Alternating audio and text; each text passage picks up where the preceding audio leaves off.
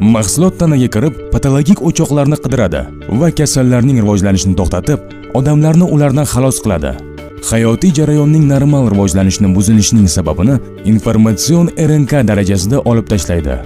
Noyob terni tozalash vositasi nozik terni tinchlantiradi, yallig'lanishni ketkazadi, terni tiklaydi va tekislaydi. Bezarar va xavfli hujayralarning rivojlanishini to'xtatish orqali ta'sir ko'rsatishi mumkin.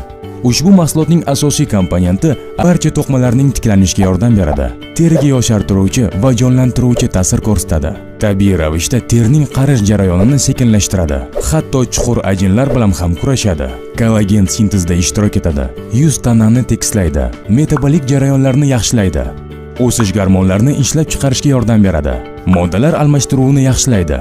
Tanadagi yog' miqdorini pasaytiradi. Qon tomirlarining sklerotik blashkalar bilan ko'payishidan himoya qiladi. Qon bosimini pasaytiradi. Miya qon almashishini kuchaytiradi.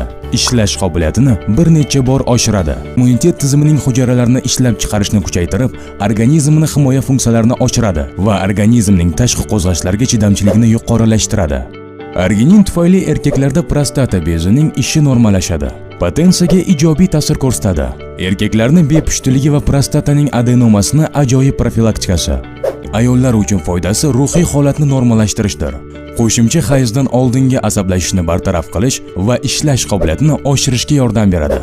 Fibrillari oqsil ishlab chiqarishni faollashtirish orqali arginin terning erta qarishini oldini oladi va uni mustahkam hamda elastik qiladi.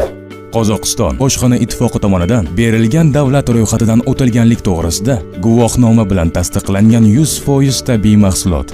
Inson tanasining hujayralarini o'zini boshqarish va o'zini tiklash jarayonida aminokislotalar shohi. Sog'lom hayotingizga kalitingiz.